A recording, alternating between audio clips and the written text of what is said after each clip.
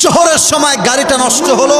প্রায় 3 ঘন্টা যাবত ড্রাইভার ট্রাই করছে, স্টার্ট হয় না, হয় না, হয় না, হয় না, হয়ই না। পঞ্চগড় যেতে সময় লাগবে প্রায় 8 ঘন্টা। আল্লাহ যে বান্দার সাথে থাকে এটা আমি আমার রিয়েল লাইফ থেকে বলছি।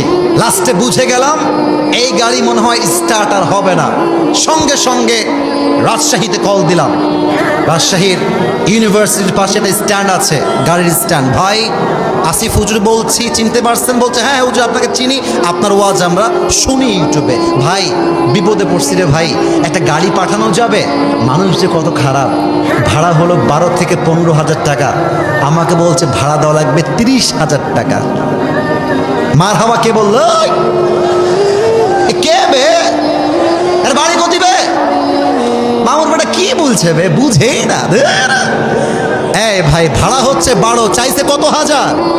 30,000। মেজাজটা এত হট হয়েছে। ওদিকে কমিটি কল দিচ্ছে, মাদ্রাসার প্রিন্সিপাল এখন নাকি আত্মহত্যা করবে, এমন একটা ভাব। কেন আত্মহত্যা করবে? আগের দিন ছিল আমির হামজা হুজুরের মাহফিল, তো ওনাকে আসতে দেওয়া হয় নাই বাধার জন্য। তারপরের দিন আমার মাহফিল, আমি যদি না আসি লোকজন ওনাকে মেরে আলু ভর্তা করবে, এই হচ্ছে কমিটির দাবি। একটু পরেই মাগরিবের, এই ভাই আমার, আমি মজার জন্য বলছি না, ওয়াল্লাহি আল্লাহ কসম আমার সামনে কোরআন আছে, আমি বোঝাবো বিপদে আল্লাহ থাকে কেমন করে। বাজে বিকাল 5টা, যাইতে লাগবে 8 ঘন্টা।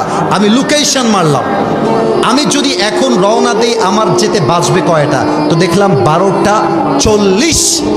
যেখানে আজকের মাহফিল একটু পরে শেষ হয় 12টার আগে, ওখানে 12টা 40 মানে কি আমি যাব, কিন্তু একটা অডিয়েন্সও মাঠে খুঁজে পাবো না। শেষ সময় আমার হাত পায়ে দেখেন কাঁপতেছে ভয়ে। কেন কাঁপতেছে? আমার জন্য না। আচ্ছা আপনারা আপনাদের মাহফিলটা নিয়ে ভাবেন। রাত বাজে 12টা, আসিফ হুজুর নাই। এই লোকগুলো, অনেক লোক জুতা মারে, জুতা, আমি নিজে দেখছি, জুতা মারে খেপে। আরে এত দূর থেকে আসি, হুজুর কোথায়? ওদিকে কমিটি কল দিতেই আছে, আসিফ হুজুর, আসিফ হুজুর কই কই কই। আমি কেমনে বলি যে ভাই আমি তো ফেসে গেছি। লাস্টে একটা গাড়িকে কল দিয়ে পেলাম। প্রথমে বললো 16,000। যখন বুঝে গেছে পড়ে গেছি বিপদে, 16,000 ভুল হয়ে গেছে, আসলে হবে 18,000। আচ্ছা ভাই যান, 18,000ই দিব, আপনি আসেন। সেও আসলো 1 ঘন্টা পরে। আগে ছিল 5, 1 ঘন্টা পরে আসলে বাজে কত? 6। বের হলাম পঞ্চগড়ের উদ্দেশ্যে। লাগবে 7 থেকে 8 ঘন্টা। গাড়ি চলেছে কততে জানেন? 120-এ, যেখানে বাংলাদেশে 80-র উপরে নেওয়া দণ্ডনীয় অপরাধ। আল্লাহ, এই মাহফিলটা তোমার ইউটিউবে যাবে রে। 120-এ গাড়ি চলতেছে, যদি একবার ব্রেক মারে না, আমি আসিফ হুজুর সহ 14 গোষ্ঠী উড়ে যাবে আকাশে। চলতেছে গাড়ি 120-এ, আর আমি শুধু বলছি আল্লাহ লা ইলাহা ইল্লাল্লাহ, লা ইলাহা ইল্লাল্লাহ, লা ইলাহা ইল্লা আনতা সুবহানাকা ইন্নী কুনতু মিনাজ জালিমিন। দোয়া পড়ছি আর যাচ্ছে। আল্লাহর কসম করে বলছি, এখানে কাউসার আছে, নাইম আছে, এরা আমার প্রত্যক্ষদর্শী। যেখানে মাহফিল ধরার কোনো সম্ভাবনাই নাই, সেখানে আল্লাহ তাআলা আমাকে 10টা 30-এ পৌঁছায় দিয়েছে।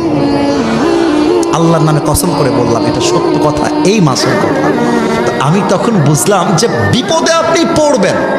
আপনি যত বড় ফেরেশতা হন, আল্লাহওয়ালা হন, পীর হন, বুজুর্গ হন, বিপদে আপনি পড়বেন। বাট ভয় পেও না, বুক চিরে দাঁড়িয়ে যাও, আল্লাহর ভরসায় সাহসটা বাড়াও, আল্লাহর নামে আগুন জ্বালাও বুকে, সত্যের পথে চলো, সাহস রাখো মুখে।